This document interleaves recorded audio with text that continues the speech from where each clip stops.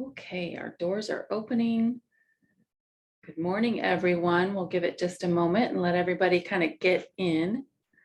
Jane, I always tell people that it takes a minute for people, for the internet and all of that to work to get in. So I always give it a moment to see people. Good morning, Gail. I see people I know. Good morning, Linda.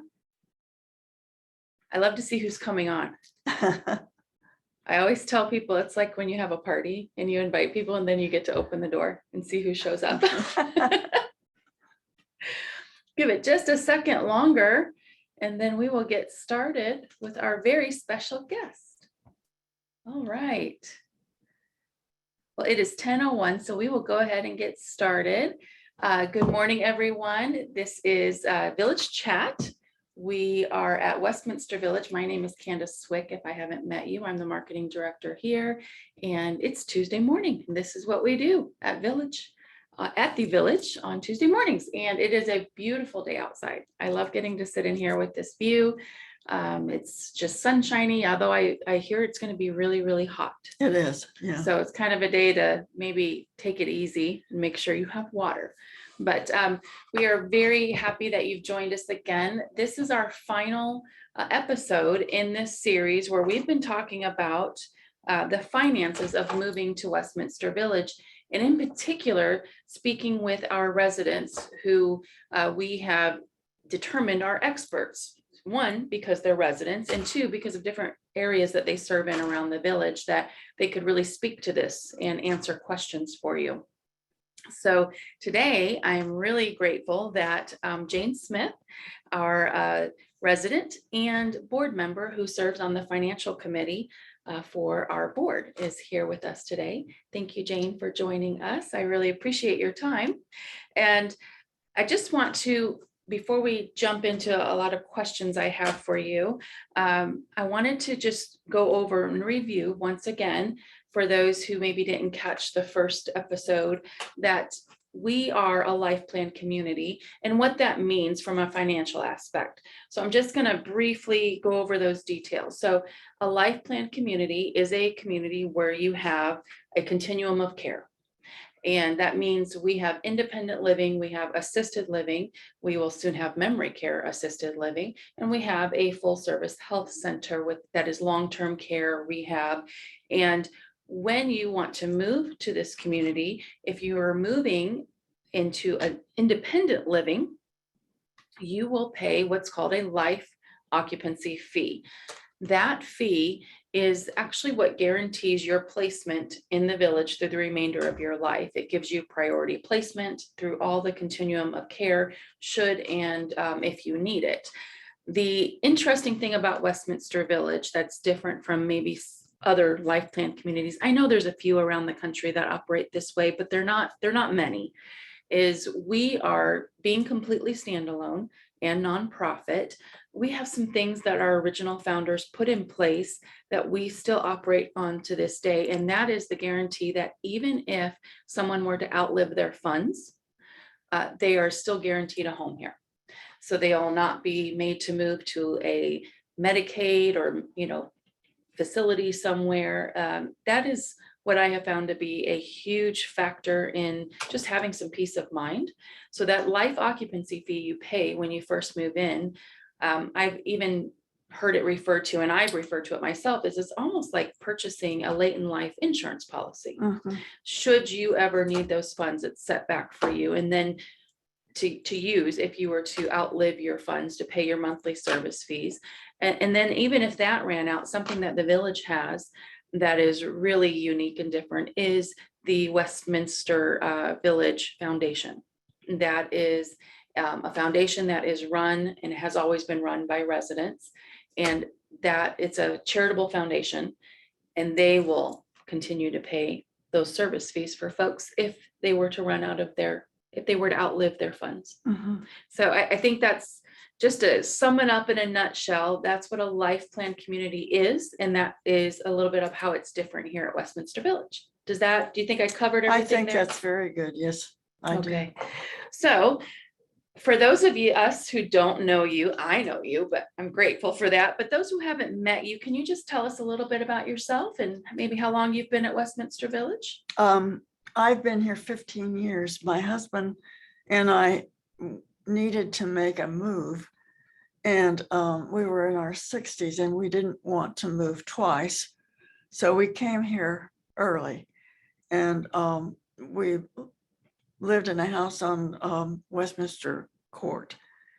And then in 4 years, my husband died and I then moved in 2016 to Tower One. Of the hybrids. Of the hybrids, yes. I've been employed I graduated with a bachelor's in 1963.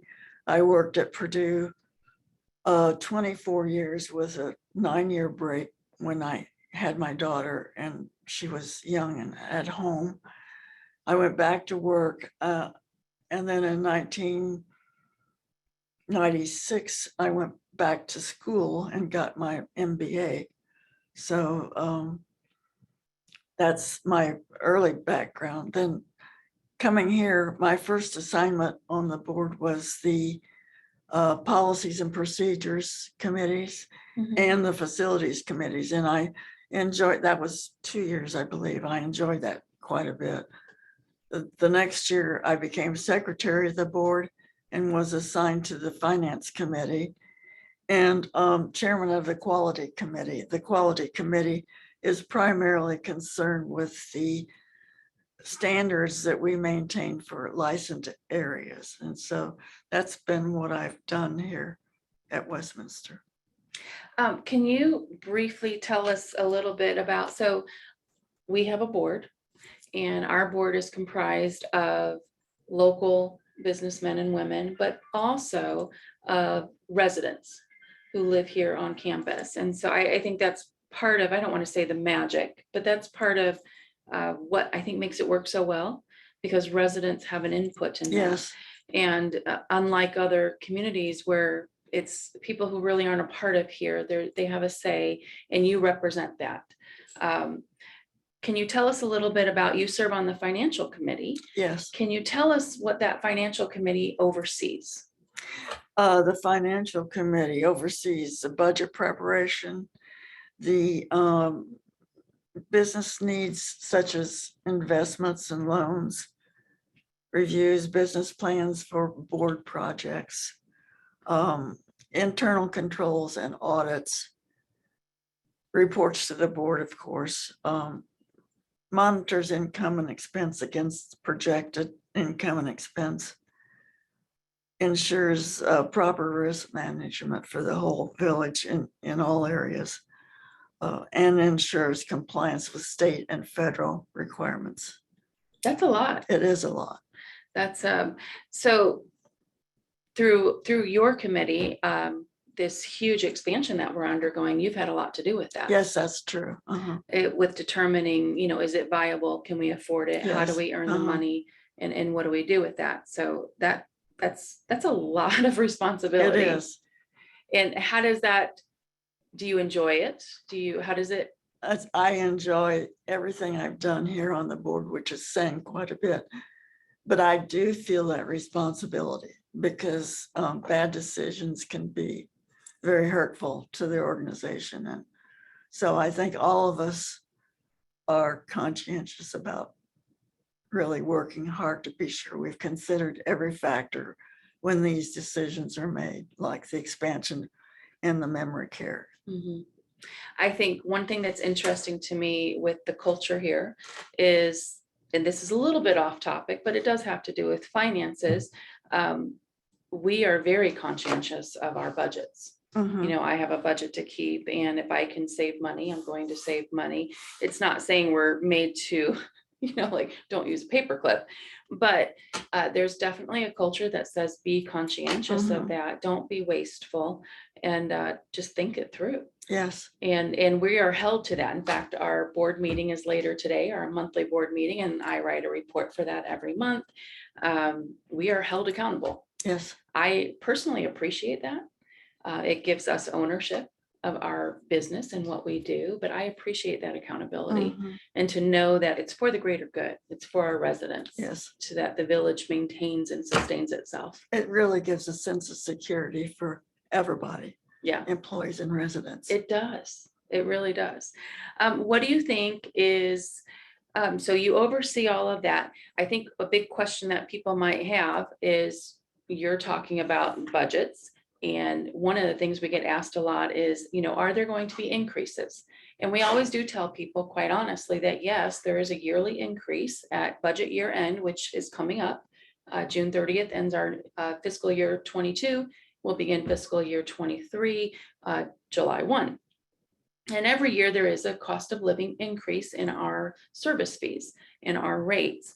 How does the board go about starting to figure that out? The work on the budget, it begins early, like November, December. Yes, I know Jessica's office. Jessica, our finance director, is knee deep through the Yes. winter. And so, and early in the year, then the board gets involved with it. And so we go over it line by line. What's the reasoning for this? What's the reasoning for that? Or should we do this? Or should we do that?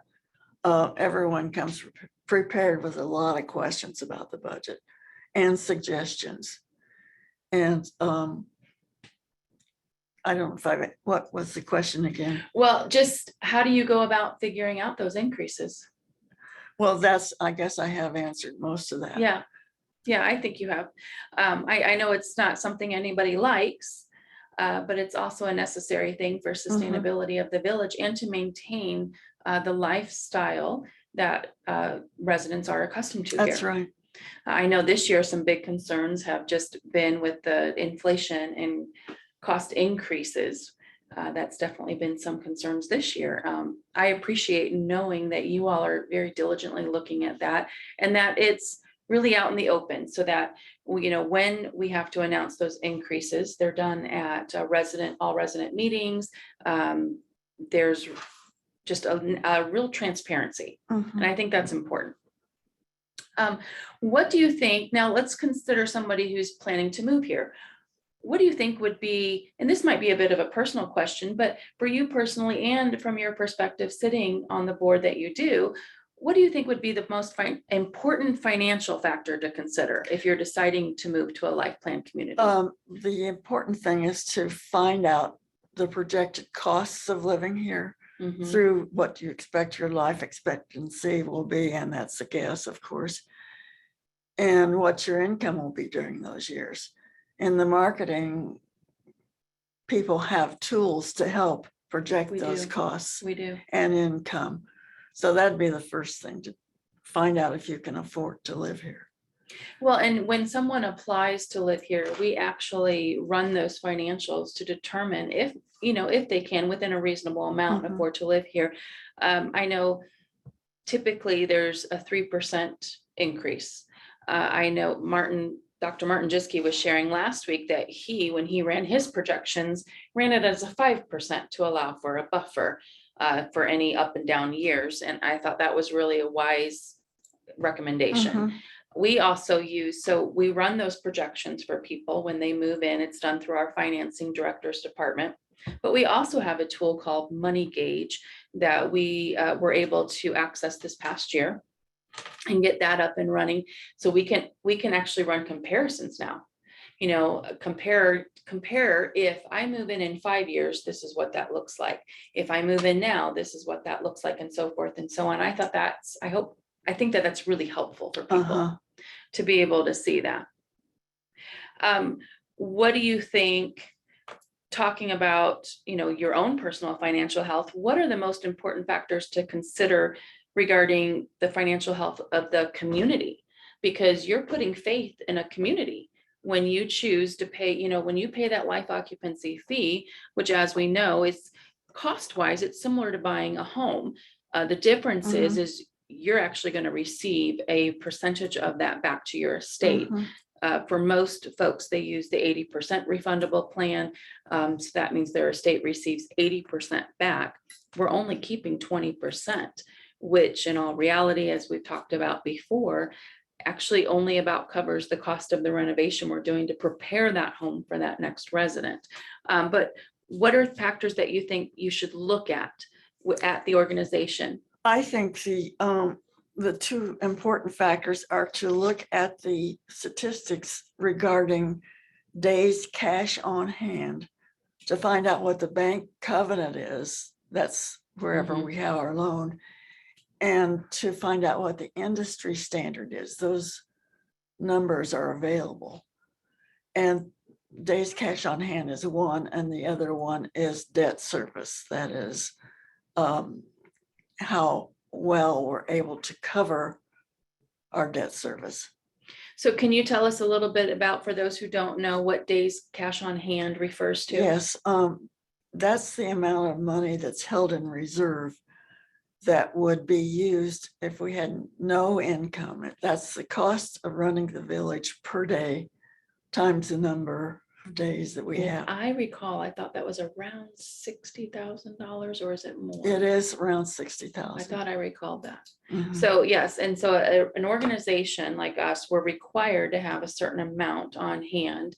And then there's an industry standard for that. Yes. And I know from sitting in on our meetings that we are actually very healthy in that Yes. area. We've done a good job of it. I Uh-huh. shouldn't say I would put that more to the board and to Jessica's financing team. We help with that by making Uh-huh. sure we stay within our budgets. But that's a big deal. I've seen over the years where communities like ours just fail. And that days cash on hand is needed to increase because it was in the amount per day was in the high 50s not too long ago. Now it's 60. Yeah. Because of inflation. I wanted to add back a little while ago that there's been a big cost savings because people here in all departments have conserved and made the best of the money that they've had and been smart with their money. Otherwise, we'd have more of a problem than we have, which is, I mean, our finances are well under control.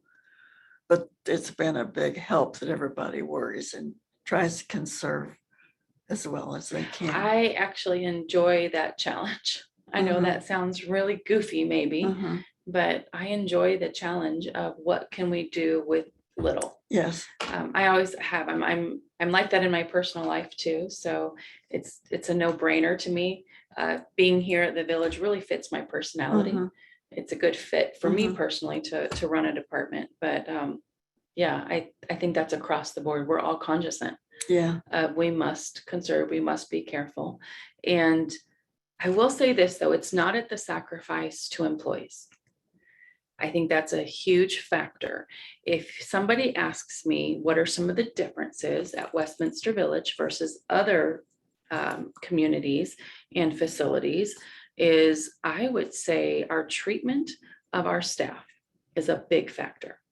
If you were to go to some other communities, and I've been in the industry longer, not just here, you would, I think, be sorely disappointed Mhm. to find a very much an under appreciation, lack of appreciation, undervaluing of is particularly frontline staff who do a very difficult job, but without them, this community wouldn't run, or communities that serve in healthcare wouldn't run. I think that's a very important factor here at Westminster, Mhm. that a lot of effort is given to that and to make sure that they are paid well, they are appreciated, and they know, and that they're told Mhm. that they know that, but more importantly, through their benefits and pay, that it's fair. It's not outrageous, but it's fair. Mhm. And that's something that I know even in my previous company, I often felt like I had to fight for my staff. Mhm. And that was troublesome, but our board was answering to shareholders. Yes. That's a difference here. All of our income goes right back into the village. So we can rest assured that the staff aren't going anywhere. They're going to stay, they're appreciated. So I think that's a big factor to talk about. Mhm. Yeah. What do you think is, from your perspective, what's been the most challenging part of serving on the board and the financial committee? What's been the most challenging for you? The responsibility of making the decisions, the big decisions like going ahead with our memory care unit and the refurbishing that we're doing. Those kinds of decisions can be It's pretty hurtful. weighty. Yeah. It's a lot of responsibility. And understanding what's involved with the loans, what's required by the banks, and so. I think one of the interesting things that maybe our viewers don't know is that we refinanced our loans when our debt, and you correct me if I'm wrong, because I'm not as much the financial guru, but it was my understanding, we actually when the rates were so low, we refinanced our debt and we were able to do this expansion without actually incurring additional debt over what we had. with That's that correct. refinance. Exactly. That's exciting. Mhm. That made it extremely viable Mhm. without actually taking on additional debt That's over right. what we had prior to that Mhm. refinance. That's very exciting. Do you have any advice that you would give someone planning to make a move? Yes, I think they should consider, well, first of all, remembering that at Westminster, and I've been here 15 years and have known a lot of people that had problems and needed some solutions. Westminster helps with that and provides solutions even before we know we need them. COVID, for example, that we were all taken care of by Westminster. The vaccinations and everything was handled, and procedures were established to protect us. So as we get older, we need some help. And if we don't have a place like Westminster, how will we get that assistance? Who will be there to help us and make it happen? Yeah.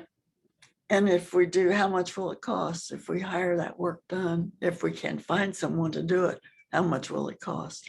I think that's a big factor to consider. And when, the money gauge software that we use that helps people do these comparison projections, it was really fascinating to me. So from working in the industry for so long, how much, you learn that, wow, if somebody has to hire private care at home, this is how much that's going to cost, this. So it becomes routine for us, but to see it. And so you think that, it probably costs you just as much or more to stay home if you run into any health issues. And a lot of times just being in a community increases people's health and their longevity. I've seen that so many times. But it's interesting that software actually runs that comparison and it shows you the breakdown. And I've been surprised a number of times to see it spit back out, basically, these projections that show not a lot of difference between staying home or coming here. Yeah.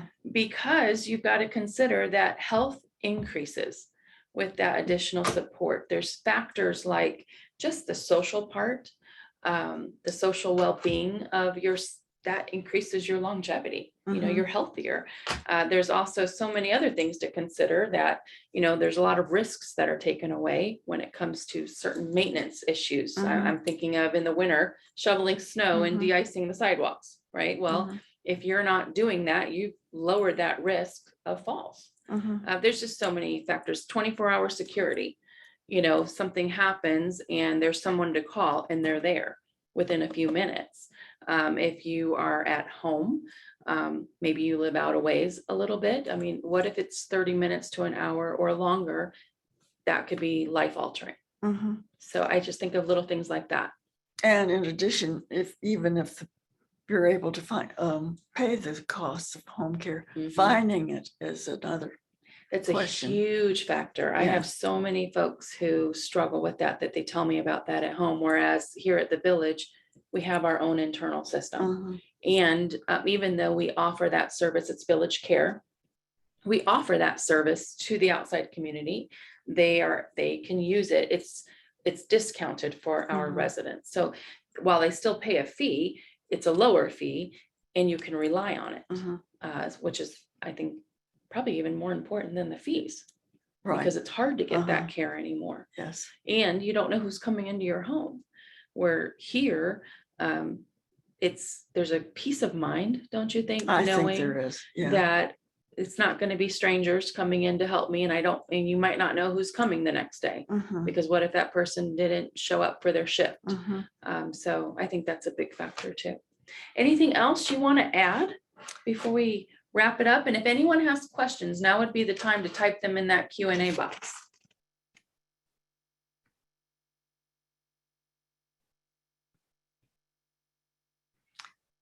I think we've covered everything that I thought about. Well, thank you, Jane. Preparing. I really appreciate your time very much. While we're waiting to see if anyone has questions, and of course, if you think of something afterwards, be sure you can just respond to the email I send out with the recording for those who missed the live, or if you just want to rewatch it to make sure you didn't miss anything, you can do that. But let's go over to Stephanie and see what she's got to share with us. Good morning, everyone. We wanted to take this opportunity to thank you so much for our veteran honor flight drive-through event last Thursday. We were able to bless the honor flight with more than $5,000, and we had over 600 meals that we served that night. It was a fun event. It was a great success. So thank you so much for joining us with that. Be on the lookout this coming month for a special event at Duncan Hall. As most of you know, we are under construction, and so we are moving some of our events off-site. So we have a one-man show, and this time he's going to do Mark Twain. So it's an impersonation at Duncan Hall, and they're interactive performances. So you don't want to miss this. It's going to be a lot of fun. Westminster Village won the review contest. So I ask every week, and you all joined me in leaving us reviews. We appreciate them so much. We're so happy that we're able to have a good light and eye out in the community. And you're able to leave us those reviews without even living here. So that is so awesome. And we thank you. That's all I have. Thank you, Stephanie. You're welcome. Yes, our the barbecue drive-through event was a massive success that, quite honestly, way superseded what we expected. You know, we do these events 3 times a year, these drive-through events. In the fall, we put it on for LUM. We do a soup day. In February, you know, we do that Valentine's Day, and that's to raise money for Meals on Wheels. Well, we wanted to do, this was our first time doing the barbecue for the honor flight. They weren't operating for a few years, and we were really excited to learn that they had started back up, because we wanted to do something for our veterans. And you know, WLFI got a hold of the story, and I think that's what did it, because we typically expect to serve around 200 to 250 meals at these drive-through fundraisers, and we do usually raise a couple of $1,000s. But the morning after they ran that little clip, that little interview, and shared about it, that was last Monday, we came in to over 100 more orders. By the time we had to actually cut off the ordering a couple of hours before the event, because we would have run out of food. It's, you know, between that, and then I have to share with you, this team is unbelievable. You know, me and our team here in marketing, we come up with these ideas, and you know, to an extent we could pull it off. There is absolutely no way that we could pull off these drive-through events without the whole team.